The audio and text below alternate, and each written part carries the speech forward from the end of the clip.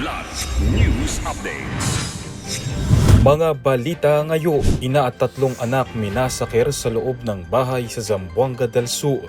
Chinese na may-ari ng hotel sa Isabela na pinagtaguan ng 82.7 million pesos na smuggled na sigarilyo, pinaghahanap ng otoridad. Bahagi ng kisame ng Candaba Trade Center sa Pampanga, bumagsak 6 sugatan.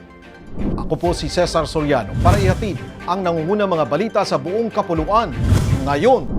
Isang ina at tatlo nitong anak ang natagpuang patay sa loob ng kanilang bahay sa Barangay Lipatan, Josefina, Zamboanga del Sur matapos silang pagsasaksakin ng hindi pa nakikilalang salari. Kinilala ang mga biktima na si Arlene Fernando Malte na isang barangay health worker at ang kanyang mga anak na sina Nacel, 14, NN, 13 at Arnel, 12. Ayon sa pulisya, nagtamo ng maraming saksak ang apat na biktima at hinihinalang inatake sa loob mismo ng kanilang tinitirahang bahay sa loob ng lumang eskwelahan. Nakaligtas naman sa krimen ang panganay na anak na lalaki na nakatira sa kanyang lolo. Patuloy ang investigasyon ng mga otoridad upang matukoy ang motibo at pagkakakilanlan ng mga responsable, kabilang sa pinaghahanap ang nobyo ng nanay na biktima na hindi nadatnan sa lugar. Patuloy na tinutugis ng pulisya ang isang Chinese national na may-ari ng hotel sa Kawayan City, Isabela matapos madiskubre sa kanyang establishmento ang 82.7 million pesos na halaga ng umano'y puslit na sigarilyo.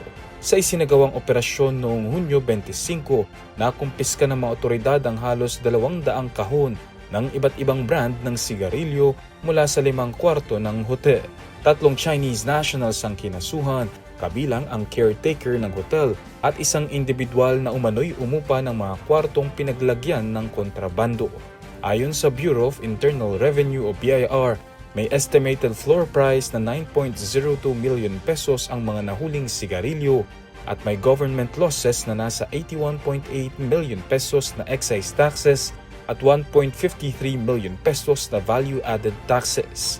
Nasa kustodiya ng BIR Regional Office No. 2 ang mga kontrabando habang nagpapatuloy ang investigasyon ng pulisya upang matukoy ang buong lawak ng operasyon at matunton ang iba pang posibleng sangkot.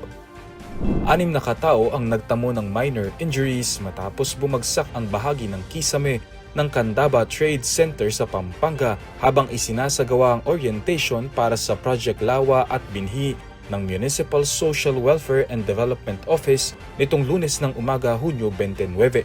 Ayon sa mga otoridad, nasa 250 na katao ang dumalo sa programa ng mangyariang insidente.